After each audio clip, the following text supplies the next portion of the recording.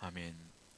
제가 신학교에서 공부를 할 때 철학을 배웠거든요. 근데 신학을 배우기 전에 철학을 먼저 배워요. 거기 앞에 과목은 종교 철학이라고 그래요. 철학이 인간의 학문 중에 제일 높은 거거든요. 그 위에 뭐가 있냐? 신학이 있는 거예요. 그래서 철학을 먼저 배우고 신학을 배워요. 그때 배웠던 철학자들 가운데에 임마누엘 칸트라고 하는 철학자가 있어요. 이분은 신자가 아니에요. 예수님을 안 믿어요. 근데 그분이 했던 유명한 말씀이 있죠. 이런 말씀을 했어요. 인간에게 원하는 모든 것을 주어 보아라. 그리하여도 또 부족하여 불만이 있으리라. 딱 맞는 말이요. 이분이 한 말이 지금 우리가 살아보니까 딱 맞아. 아무리 퍼줘도 늘 불만이야. 왜 이것뿐이 안 줬어요? 라고 불만이 많잖아요. 인간에게는 모든 걸 주어도 인간은 만족하지 않는다는 뜻이거든요. 이분이 또 이런 말을 했어요. 인간은 언제나 불평하는 동물. 인간은 늘 불평이 많다. 생각해 보세요. 여러분 하루 사는데 얼마나 불평불만이 많아요. 인생을 살아보면 하루에 얼마나 많은 불평불만하는지 몰라요 우리가. 그래서요, 그리스도인들 성도들은 불평불만이 없겠습니까? 목사인 저는 없겠어요? 장로님들 선교사들은 없을 것 같아요? 예수님의 제자들은 없었을 것 같아요? 있어요. 왜냐하면 그리스도인들에게도 은사라는 게 있지 않습니까? 그런데요, 희한하게 만족 혹은 자족이라는 덕은 우리 은사에 없어요. 만족이란 덕은 없어요. 믿음을 가져도 만족이란 덕은 없어요. 이거 인간의 본성이야. 여러분들이 아무리 신앙생활 열심히 해도 만족이란 덕이 안 나타나요. 늘 불평불만하는 게 인간이라는 거예요. 청교도 저술가인 제레마이어 버러우즈라고 하는 분이 책을 썼거든요. 이 책은 제목부터가 심상치가 않아.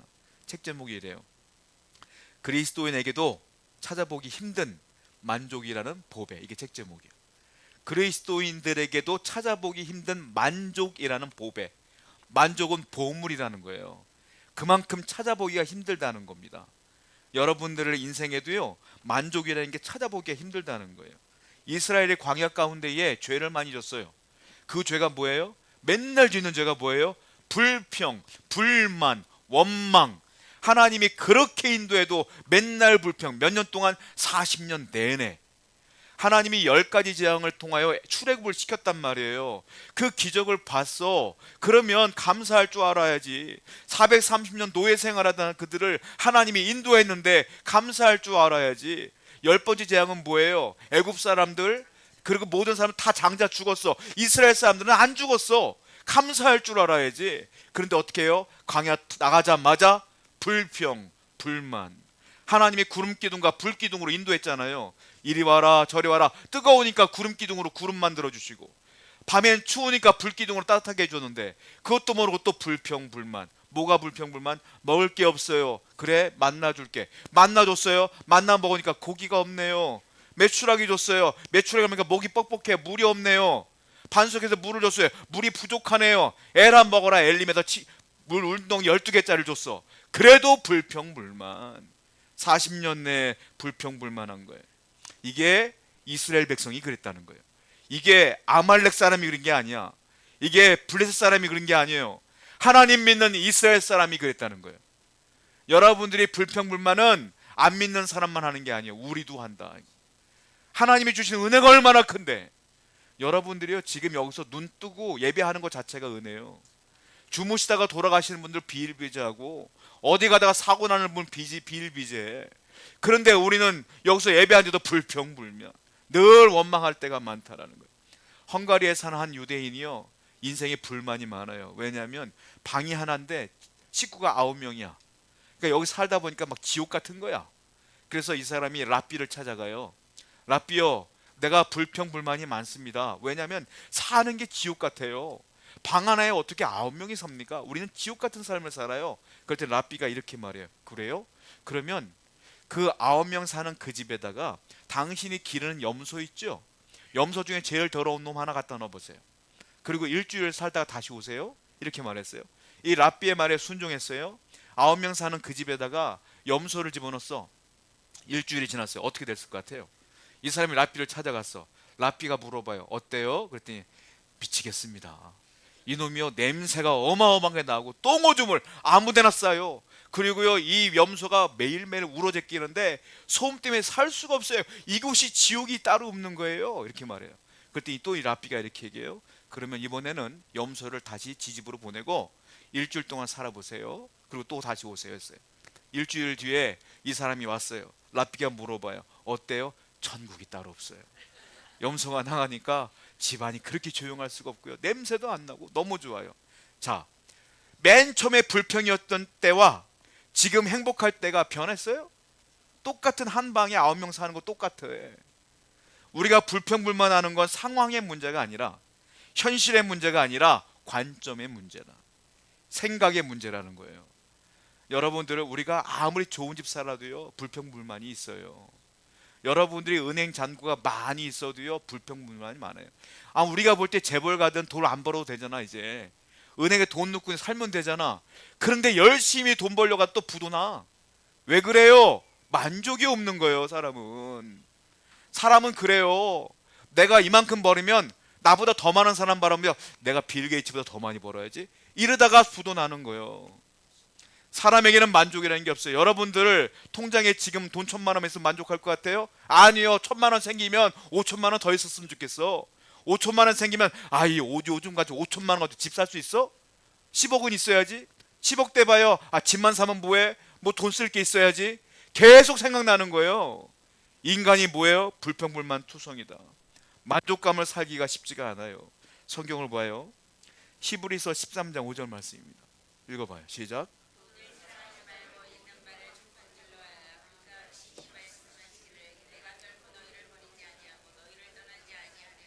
돈을 사랑하지 말고 뭐 하라고요? 있는 바를 족한 줄로 알라. 만족하며 자족하며 살라. 왜 이 말씀이 있을까요? 인간은 만족하지 않기 때문에 성경에 이 말씀이 있는 거예요. 제발 좀 족하며 살아라. 만족하며 살아라. 인간은 만족을 모르는 존재야. 불평불만. 하나님이 우리를 지었기 때문에 너무 잘 아셔. 그래서 이 말씀을 주신 거예요. 그래서 제가 하고 싶은 말은 이거예요. 만족은요 여러분들이 은혜를 많이 받아도 생기는 게 아니에요. 만족은요 내가 성경을 많이 읽어도 생기는 게 아니에요. 만족은 훈련되어지고 의도적으로 내가 개발해야 되는 거예요. 만족이라는 건 저절로 생겨나는 게 아니라는 거예요. 만족은 의도적으로 내가 노력해서 개발해야 되는 부분이다 라는 거예요. 만족은 타고나지를 않아. 타고나는 건 뭐냐? 불평불만이 타고나는 거예요. 성도는 그래서 항상 만족하려고 노력을 해야 돼요. 스스로 항상 말씀 안에 서 있으려고 노력을 해야 된다라는 거예요. 히브리서 그 주석가 중에 히브리서를 강의했던 목사님 가운데 존 오웬이라는 목사님이 계세요. 그분의 책을 제가 보며 참고할 때가 많이 있는데 그분이 이 부분을 만족이라는 부분을 이렇게 표현해요. 만족이 뭐냐면 만족은 조용하고 은혜로운 마음의 상태가 만족이다. 만족한 사람은 조용해요. 마음이 요동함이 없어. 조용하고 은혜로운 마음의 상태. 불만족하면 마음이 시끄러워. 뭐가 불만이 많으니까. 만족은 늘 조용한 것이다. 내 마음이 평온한 것이다. 이게 만족이라는 거예요. 그래서 이분이 이렇게 말해요. 하나님으로부터 만족하는 방법이 여러 가지가 있겠지만 내가 4가지를 추천하겠다라고 이분이 말을 해요. 첫 번째 뭐냐면 모든 일들을 하나님의 섭리로 이해하세요 라고 말해요. 하나님의 섭리구나. 여러분들 정치를 보고 경제를 보고 여러분들의 삶을 보고 가정을 보고 내 자녀들을 보고 내 옆에 사람들을 보고 보세요. 다 불만족스럽지. 그걸 보면 만족할 수가 없다는 거예요. 그런데 하나님의 섭리로 이해하라는 거예요. 하나님이 나를 사랑하신다. 믿습니까? 하나님이 여러분을 사랑하셔요. 하나님이 여러분들을 아낀단 말이에요. 왜? 얼마나 아끼냐면 여러분들 한 명 구원하려고 당신의 아들 예수님을 이 땅에 보내셔서 십자가에 달려 돌아가시겠단 말이에요. 예수님 목숨 주고 산 사람이 우리예요. 그럼 아끼죠. 우리를 사랑하시겠죠. 그러면 여러분들이 망하는 걸 원하겠어요? 하나님께서? 아니에요. 여러분들이 성공하길 원하고 승리하길 원하며 잘 되길 원하며 하나님 은혜 가운데 살기를 원하신단 말이에요. 그러면 여러분들의 인생 가운데 현실 가운데 되어지는 모든 것들이 나를 망하게 하는 게 아니라 하나님의 섭리다. 지나고 나면 은혜가 있을 것이고 이 또한 하나님의 은혜요 과정이라. 이런 어려움이 있는 것은 하나님께 나를 훈련시키기 위함이야 라고 섭리로 받아들이게 되면 불평불만이 없어진다는 거예요. 그러니까 부족해도 하나님이 주시겠지, 다 때가 되면 하나님이 채우시겠지 라는 믿음으로 살라는 거예요. 그러면 만족할 수 있다. 만족은 내가 노력하는 거예요. 그렇게 바라보라는 거예요. 두 번째, 다른 사람의 형통을 시기하지 말라라는 거예요. 예를 들자면 이런 거예요. 나는 기도를 많이 해, 나는 예배도 빠진 적이 없어, 나는 하나님께 헌신해, 충성해. 그래, 저 사람은 대충 신앙생활 하는 것 같은데 어떻게 돈을 더 많이 버는 것 같아? 어떻게 건강한 것 같아? 나는 매일 운동하는데 매일 아픈데 저 친구는 운동도 안 하는데 매일 건강한 것 같아? 그러면서 나도 모르게 시기할 때가 있어. 아니, 기도도 안 하는 저 사람이 어떻게 잘 먹고 잘 살아? 다른 사람을 시기하고 다른 사람을 바라보면 모든 사람은 불평할 수밖에 없다라는 거예요. 왜? 여러분들이 세상에서 제일 잘 사는 게 아니잖아요. 나보다 잘 살고 똑똑한 사람이 얼마나 많은데 그 사람들을 바라보면 시기할 수밖에 없으니 그렇게 하지 말고 오직 하나님만 바라봐라. 하나님의 섭리로 이해하라. 그러면 불평이 없을 것이다. 세 번째, 이분이 또 뭐라고 말하냐면 미래에 대해서 두려움을 갖지 말라라는 거예요. 미래를 두려워하는 순간 불평이 생겨요. 미래를 보면 내가 노후 자금이 이만큼 필요한데, 내가 이 정도는 있어야 되는데 라고, 지금은 없네 라고 하는 순간 불안하다는 거예요. 그러면 불평이 생기고 불만이 생긴다 이 말이에요. 미래에 대해 두려워하지 말라. 그리고 네 번째는, 그러면 반대로 미래를 두려워하지 말고 미래에 소망을 두라. 하나님이 인도할 것을 믿으라. 그리하면 너희들에게 만족함이 있을 것이다. 이분이 이렇게 얘기를 해요. 여러분, 그렇습니다. 이게 성경적인 거예요. 여러분들이 인생 살 때에 다 하나님의 섭리로, 난 다른 건 다 모르겠고 첫 번째만 잘하시면 돼. 하나님의 섭리로 이해하면 다 이해가 되는 거예요. 하나님의 주권으로 이해하면 다 이해가 되는 거예요. 여러분, 사람들이 왜 이렇게 불평불만이 많냐면, 미국 사람들이요, 통계를 조사를 해봤는데 30살 될 때까지 광고를 몇 개를 보냐면, 이 사람들이요 100만 개를 본대요. 광고를 30살 될 때까지. 전 이해가 돼요. 왜냐하면 라디오를 틀어도 광고 맨날 나와. TV를 틀면, 우연히 틀면 홈쇼핑 요즘 이렇게 많아요. 보다 보면 나도 모르게 딱 서. 저기 뭐 신기한 제품이네 하고 머물게 돼. TV를 보더라도 중간중간 광고가 계속 나와. 그렇죠?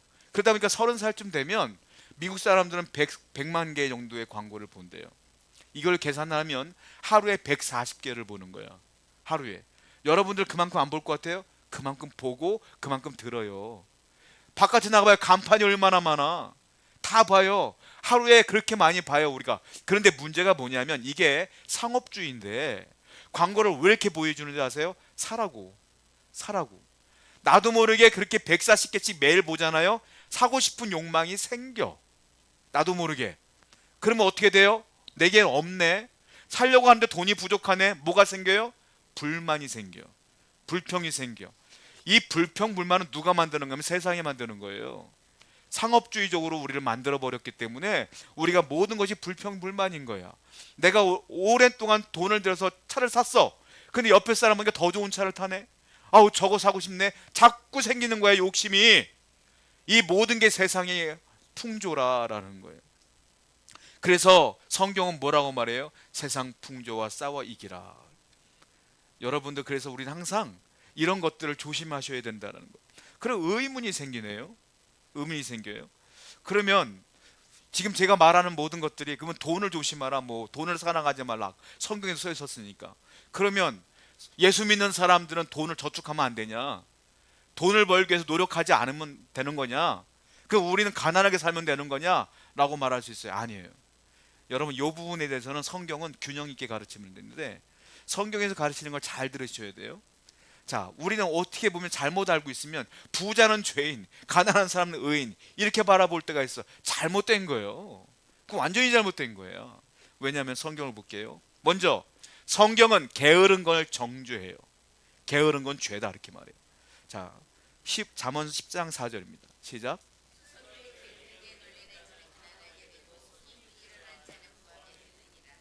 손이 게으른 자는 가난하고 손이 부지런하면 부자가 된다. 이게 무슨 말이에요?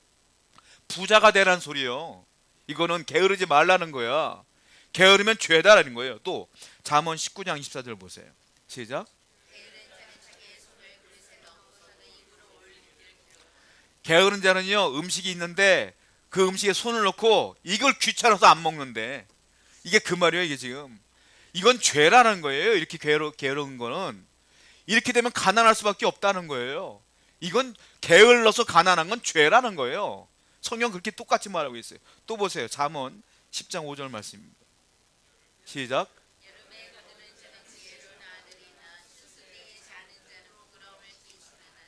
추수 때 거둬야 되는데 귀찮다고 추수에 안 거두면 뭐야, 곡식이 없으니 가난해지는 거 아니에요. 그러니까 사람들이 야, 다른 밭은 다 추수했는데 저 집은 왜 그냥 있어? 욕한다 이거예요. 그럼 부끄러움을 당하는 것이다. 성경은 계속 게으른 건 죄라고 말하고 있는 거예요. 또 보세요. 데살로니가후서 3장 10절입니다. 시작.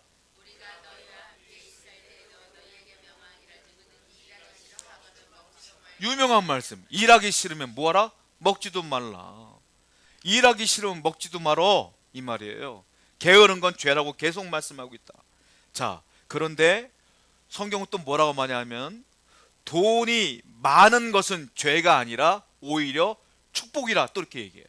볼까요? 시편 112편 2절부터 3절입니다. 시작.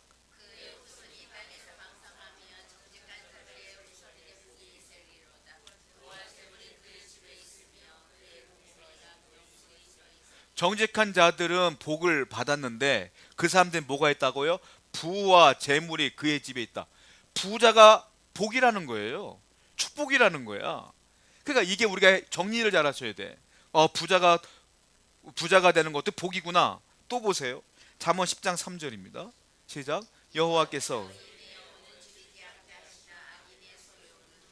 의인의 영혼은 줄이지 않게 한다는 건 먹고 사는데 지장 없다는 거예요. 부유하다는 거죠. 그러니까 부유하다는 건 복이라는 거야. 자, 성경은 게으른 건 죄라고 그러고요, 부유한 건 하나님의 축복이라 그래요. 그런데 부유함은 두 가지가 있어요. 뭐냐면 부유함을 유지하기 위하여 부에만 집중하는 건 탐욕이라 그래. 그건 죄다. 그런데 하나는 하나님을 위해 헌신하고 예배하며 기도하며 말씀 들으며 말씀대로 살며 열심을 다하여 그의 나라와 그의 의를 구하는 가운데에 하나님이 복을 주어서 부자가 되는 건 복이라. 이해가 되셨어요? 부함은 하나님이 주는 건 복이지만 내가 그 부에 집중하여 하나님을 떠난 건 저주라. 그건 탐욕이라는 거예요. 성경 말씀 뭐예요? 잠언 11장 28절입니다. 시작.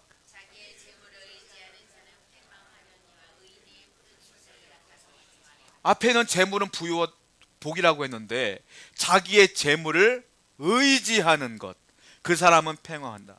누구를 의지해야 돼요? 하나님을 의지해야 되는데 재물을 의지하고 재물에만 집중하다 보면 그건 죄가 되고 망하는 길이라. 하나님이 그에게 복을 주지 않는다라는 거예요. 또 보세요. 잠언 30장 9절이에요. 시작. 혹 내가 배불러서 모른다. 혹 내가 가난하여 도둑질하고. 배부르다는 건 부자라는 거예요. 사람이 배부르면 하나님을 모른다 한다는 거예요. 내가 문제가 많으면 뭐예요? 기도해요. 그런데 문제가 없고 배부르면 등 따스우면 뭐예요? 하나님 생각도 안 해. 이게 죄라는 거예요.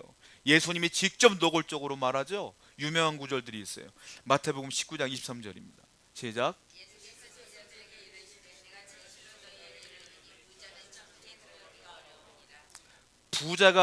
부자가 천국에 들어가지 못한다, 이 말은 뭐냐면 부유함이 죄가 아니라 이 부자는 자기 부를 유지하기 위하여 하나님 모른 척하고 그 부에만 집중했기 때문에 천국에 못 간다는 소리예요. 또 봐요. 또 유명한 말씀 19장 24절 시작.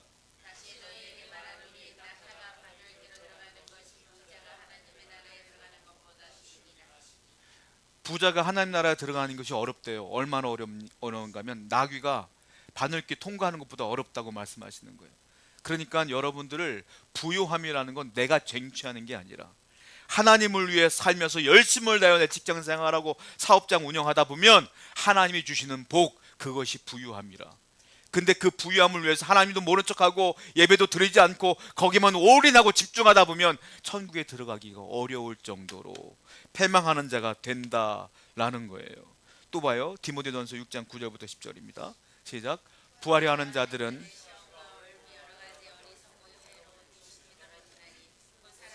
파멸과 멸망에 빠지게 하는 것이.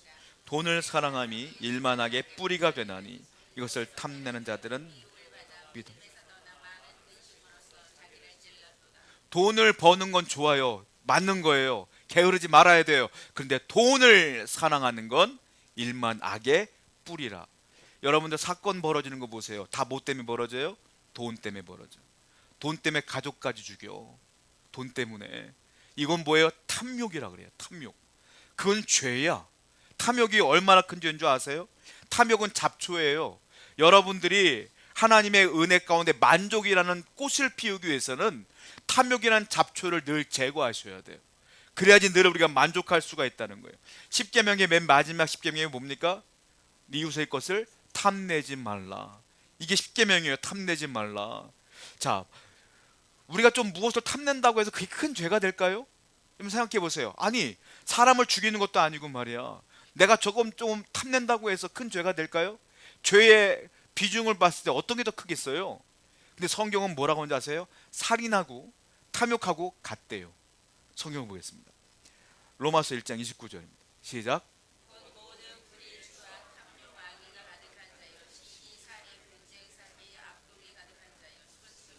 탐욕이란 죄가요, 살인하고 같은 라인에 있어.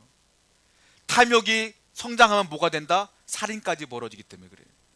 그러니까 똑같은 죄라는 거예요. 엄청나게 무서운 죄예요. 심지어 탐욕을 또 뭐라고 말하냐면 우상숭배라 그래. 성경을 봐요. 골로새서 3장 9절입니다. 3장 5절입니다. 시작.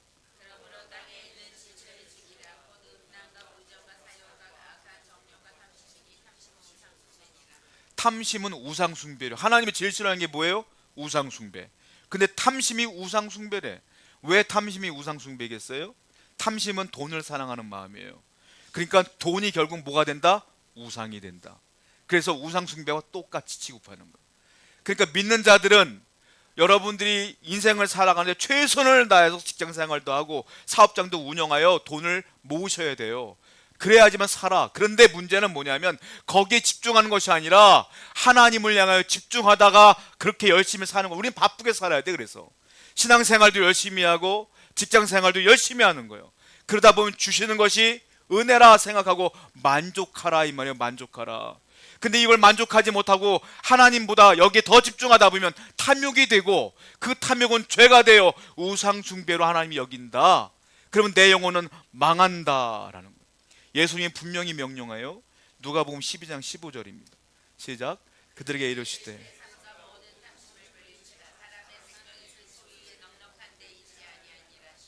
탐심을 뭐라 물리쳐라. 사람은 넉넉한데 그 소유에 만족감이 있는 게 아니라 탐심을 물리쳐라. 그러면 탐심을 어떻게 물리쳐야 될까요? 자, 여러분들이 갖고 있는 소유물들 그것을 내 것이라고 생각하면 안 돼. 내 것이라고 생각하는 순간 내가 움켜쥐게 돼 있단 말이에요. 내 것이 아니라 나는 청직이라. 영어로 매니저라. 그러니까 주인은 따로 있고 잠깐 나한테 맡긴 거예요. 나는 그 물질을 잠깐 맡은 것 뿐이야. 이거의 원래 주인은 누구예요? 하나님이라고 생각하셔야 돼. 그럼 난 청직의 역할을 감당하면 돼. 하나님이 원하면 하나님께 드리고 또 하나님이 너 써라 하면 내가 쓰면 되는 거예요. 그렇게 써야지 내 거라고 생각하는 순간 하나님도 안 보여. 그러니까 탐심을 없애려면 이 소유물의 주권은 하나님께 있습니다. 내 건강도 내 인생도 내 물질도 모든 것이 하나님께 있습니다 라고 믿어야 돼요. 마태복음 25장에 달란트 비유가 있어요.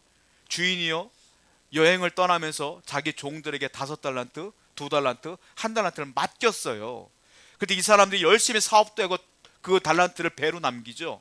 1달란트 맡은 사람은 땅에 묻죠. 근데 배로 남긴 사람들은 뭐예요? 칭찬받아. 근데 묻은 사람은 저주받아. 뭐예요? 원래 하나님 건데 맡긴 거예요. 맡긴 거를 열심히 해서 불려나가는 것 칭찬받을 일이다. 그런데 이걸 가지고 내 거라고 생각하고 움켜쥐면 안 된다라는 거예요. 우리는 뭐다? 청직이라. 여러분들의 물질도 생각해 보세요. 여러분들이 건강하지 않으면 직장생활 할 수도 없어. 내가 몸이 아프면 어떻게 사업할 거예요? 내가 몸이 불편하거나 마음이 아프거나 하면 내가 뭐 할 수 있는 게 없는 거예요. 하나님이 길을 열어줬기 때문에 가능한 것이고 하나님이 지금도 붙들어 주시기 때문에 가능한 것이다. 이 믿음으로 살아가는 여러분 되기를 축원드립니다. 두 번째로는 이 탐심을 어떻게 물리쳐야 되냐면 내가 마음에 두는 곳에 사람은 돈을 쓰게 돼 있어요. 그러니까 나는 이 마음을 하나님께 두어야 돼. 여러분 생각해 보세요. 제가 알고 있는 어떤 분이 계시는데 자전거를 좋아해. 자전거를 좋아하니까 돈을 자전거에 쓰더라고. 자전거 한 대가, 나는 얘기 듣고 깜짝 놀랐어. 1,000만 원이 넘더만 자전거가. 저는 보니까 얼마 안 될 것 같은데 1,000만 원이래요. 이게 뭘로 만들었고 손으로도 들 수 있고 막 이러더라고. 그러니까 자전거에 마음이 간 사람은 자전거에 돈을 써. 자, 등산에 마음이 뺏긴 사람은 뭐예요? 등산에 돈을 쓰고 주말마다 산 가고 등산 뭐 하고, 또 내가 아는 어떤 분 낚시에 또 빠졌어. 낚시에 마음이 가니까 어떻게 해요? 낚싯대를 엄청 사두만. 술 좋아하시는 분은 또 술에 돈을 많이 쓰는 거예요. 자, 내 마음이 가는 곳에 뭘 쓴다? 내 돈을 쓰는 것이다. 여러분들이 하나님께 마음이 가 있으면 누구한테 써요? 하나님께 쓰는 거예요. 그래, 자꾸 내가 엉뚱한 데 돈을 쓰면 돌아봐야 돼. 내 마음이 지금 어디 있는가? 탐심을 물리치는 건 내 마음을 하나님께 두는 거예요. 하나님이 주신 것에 감사할 줄 알아야 돼. 그러니까 항상 여러분들의 모든 것들을 하나님께 둬야 돼요. 성경을 봐요. 마태복음 6장 21절입니다. 시작. 네 마음도 그 보물에 있는 거예요. 우리가 하나님께 마음을 두면 하나님을 쓰는 건 아깝지 않아요. 늘 그런 마음으로 살아가는 여러분 되기를 축원드립니다. 또 세 번째는 뭐냐면 죽음 이후의 세계를 생각하며 돈을 쓰셔야 돼. 죽음 이후의 세계. 사람이요, 인생을 살았는데 확실한 건 딱 하나 있어요. 여러분들의 인생은요, 다 확실한 게 없어요. 확실한 건 딱 하나 있어요. 뭐예요? 죽는다. 사람은 다 죽어. 이거 딱 하나 확실해. 그러면 죽는 게 확실하다면 죽음 이후의 세계가 있는 것도 확실해야지. 그러면 죽은 다음에 내가 어떻게 살 것인지 거기에 대한 생각을 하고 살라는 거예요. 여기에 내가 분명히 죽을 것인데 여기에 내가 모든 거 다 쏟아부으면 뭐 할 거냐는 거예요. 죽음 이후의 세계를 생각하면서 내 내생을 생각하면서 내 영혼을 위하여 내 소유를 써 나가야 되지 않겠느냐라는 거예요. 마태복음 6장 19절부터 20절입니다. 읽어봐요. 시작.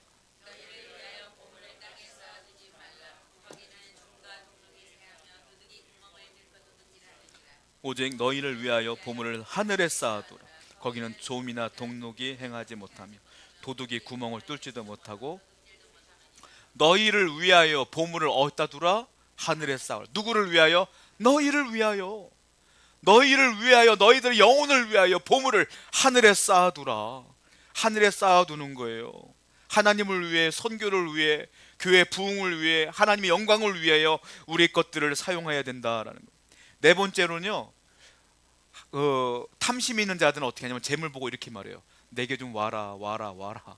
좀 돈아 들어와라, 들어와라. 탐심이 없는 자들은 어떻게 하는지 아세요? 좀 나한테 나가라, 나가라, 나가라. 탐심을 없는 분들은, 만족하는 분들은 나눠요. 탐심의 해독제는 나눔이에요. 나눠야 돼. 안 나누면 자꾸 쌓이게 되면 욕심이 생길 수밖에 없어. 성경을 봐요. 누가복음 6장 38절입니다. 시작.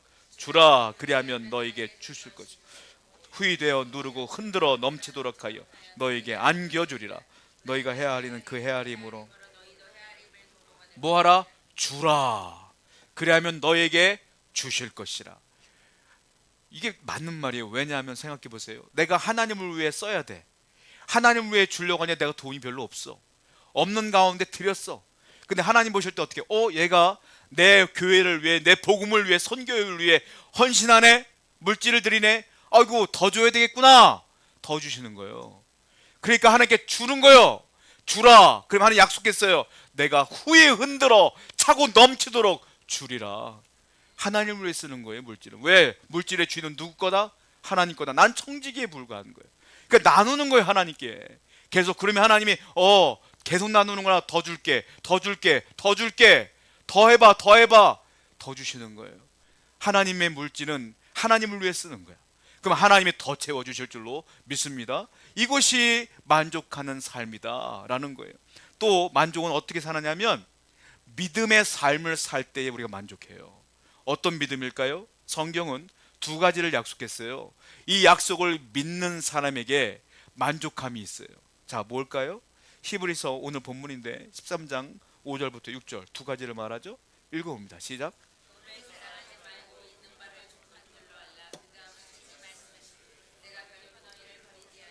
너희를 떠니지 아니하리라 하셨느니라. 그러므로 우리 담대히 말하되 주는 나를 돕는 이시니 내가 무서워하지 아니하겠노. 사람이 내게 어찌. 두 가지를 말씀했어요. 뭐라고 했습니까? 내가 결코 너희를 버리지 아니하고 너희를 떠나지 아니하리라. 첫 번째 약속이에요. 자, 하나님이 약속한 거예요.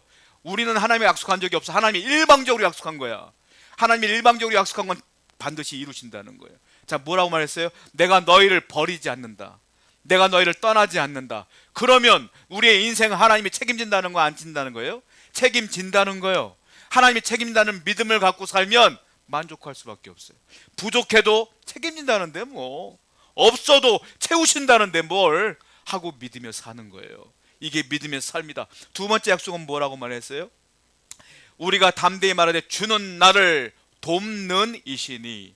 하나님은 뭐라고요? 나를 돕는 분이시다. 하나님이 나를 돕는데 무엇을 염려할 것이냐. 요 두 가지만 믿어도 우리가 만족할 수 있고 자족할 수 있고 불평 불만을 이길 수 있다라는 거예요. 제가 언젠가 드라마를 봤는데 옛날 드라마에 기억나는 장면이 있어요.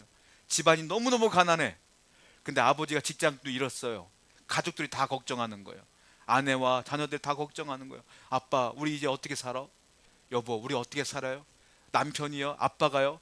눈에 힘을 딱 주고 얘기해요. 걱정하지 마. 내가 리어카를 끌어서라도 너희들 먹여 살릴 거야. 그 말을 들었더니 이 자녀들이요, 만족해요. 감사해요. 얼굴이 쫙 펴져요. 아빠 말이 힘이 있으니까. 여러분, 육신의 아버지가 그렇게 말해도 힘이 생기는데 우리 하나님이 내가 너희를 버리지 아니하리라. 내가 너희를 떠나지 아니하리라. 내가 너를 도우리라. 이렇게 말씀하시는데 여러분 힘을 잃을 수가 있겠어요? 불평불만이 생길 수 있겠어요? 주여 믿습니다. 하나님 믿습니다. 나가야 되는 거예요. 자, 성경을 볼까요? 빌립보서 4장 12절 말씀입니다. 시작.